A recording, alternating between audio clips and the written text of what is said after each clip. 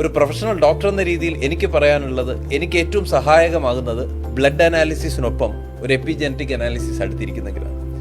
Epigenetic analysis നമ്മുടെ മുന്നിലേക്ക് എത്തുന്ന ഒരു പേഷ്യൻ്റ്, ആ പേഷ്യൻറ്റിൻ്റെ കയ്യിൽ ആരോഗ്യത്തിൻ്റെ ജാതകം കൂടി ഉണ്ടെങ്കിൽ ഞാൻ സന്തോഷവാനാണ്. ഞാൻ എപ്പോഴും നോക്കാറുണ്ട്, പല പേഷ്യൻസിനോട് ഞാൻ ചോദിക്കാറുണ്ട്, റെക്കമെൻഡ് ചെയ്യാറുണ്ട്.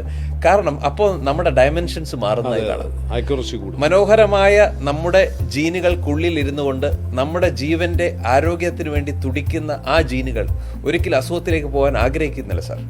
ഒരു ജീനും ആഗ്രഹിക്കുന്നില്ല. എനിക്ക് നാളെ ക്യാൻസർ വരണമെന്ന് ഒരു ജീവനും ആഗ്രഹിക്കുന്നില്ല. ക്യാൻസർ വന്ന് ലാസ്റ്റ് സ്റ്റേജിൽ പോലും ആ ശരീരം ആഗ്രഹിക്കുന്നത് ജീവനിലേക്ക് തിരിച്ചെത്താൻ. ഏതോ ഒരു തമിഴ് പാട്ടി പറഞ്ഞതുപോലെ, എത്ര പട്ടിണി കിടന്നാലും ആ ഉള്ളിലെ മജ്ജയ്ക്കുള്ളിൽ നിന്നും ഊറി വരുന്ന ജീവൻ എൻ്റെ ജീവനോട് വഴിയൊരുക്കുന്നു എന്ന് പറയുന്നു. എപ്പിജനറ്റിക്സ് ഈസ് ഓൾവേസ് നമ്മുടെ ആരോഗ്യത്തിലേക്ക് തിരിച്ചെത്താൻ എളുപ്പമാർഗമാണ്. ഒരു അസുഖത്തിലേക്ക് വീഴുമ്പോഴും നമ്മുടെ ശരീരം ആരോഗ്യത്തിലേക്ക് തിരിച്ചെത്താനുള്ള ഒരു ത്വര അത് കാണിച്ചുകൊണ്ടേയിരിക്കുന്നത് കാണാം. 82 വയസ്സുള്ള ഇന്നലെ വന്ന ഒരു പേഷ്യൻ്റ് ഉണ്ട്. അവർ പറയാണ്, എനിക്ക് കുറച്ചുകൂടെയൊക്കെ മസിൽ വെക്കണം. 82 വയസ്സുള്ള ആ സ്ത്രീക്ക് ആ മനസ്സിൽ തോന്നിയെങ്കിൽ എന്തുകൊണ്ട് 35-40 വയസ്സുള്ള നമ്മൾ ആരോഗ്യത്തിന്റെ അതിർവരമ്പുകളിൽ ചെന്ന് നിന്നുകൊണ്ട് ശാസ്ത്രലോകത്തിന്റെ ഏറ്റവും നവീനമായ ശാസ്ത്രലോകത്തിന്റെ എപ്പിലിമോ